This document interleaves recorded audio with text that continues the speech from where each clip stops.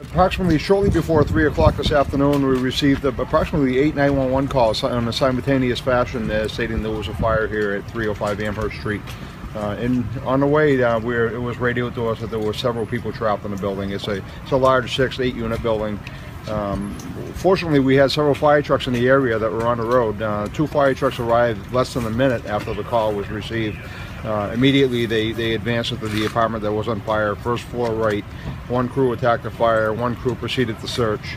The crew that started the search came across a male victim lying on the floor of his apartment, brought him to the outside. It was apparent that he was deceased at that time, so no resuscitation efforts were begun at that time. Subsequent arriving crews shortly after that did a search of the rest of the building where there was a smoke condition prevalent throughout.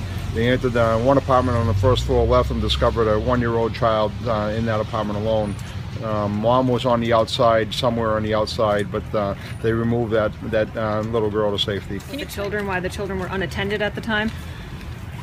I think that's a question that the police maybe need to answer. We brought the girl to the outside, removed her from harm, and about a minute later ended up finding Mom and handing her over to Mom.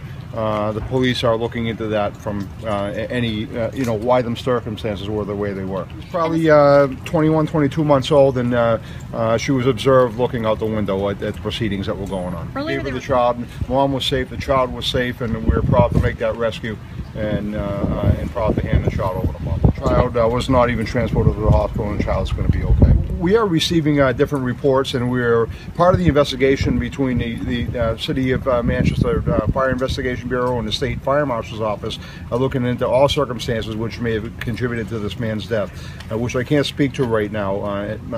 The completion of an autopsy along with the fire investigation will then determine the exact cause of death. I am comfortable telling you that it's not criminal in nature. Actually, a cause has been determined, but they are waiting to release that until the investigation is thoroughly completed. It's not suspicious at all. He was a smoker. They were looking into that. So the neighborhood was very busy at that time. The adjacent high school was just letting out. There was a lot of traffic, vehicle traffic. There was a lot of foot traffic. So therefore, a pretty spectacular fire on arrival. There was a lot of people running and milling about, telling us there were people trapped here and there. So a lot of conflicting information, which is not uncommon in a daytime fire or anytime you have a fire. But we did not observe anybody trying to remove the victim from the apartment. Nobody could have entered that apartment without the protection that my firefighters have. There was smoke throughout this entire building, smoke coming out throughout this.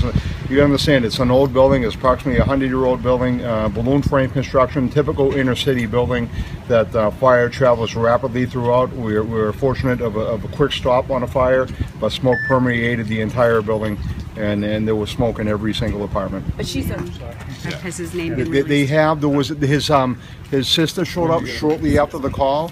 From what I can ascertain, he's had medical issues that are being dealt with, and somebody nearby watching over him. Sister works in the city, doesn't live in town. Sister got the phone call, so the sister got here probably 5 minutes after our arrival.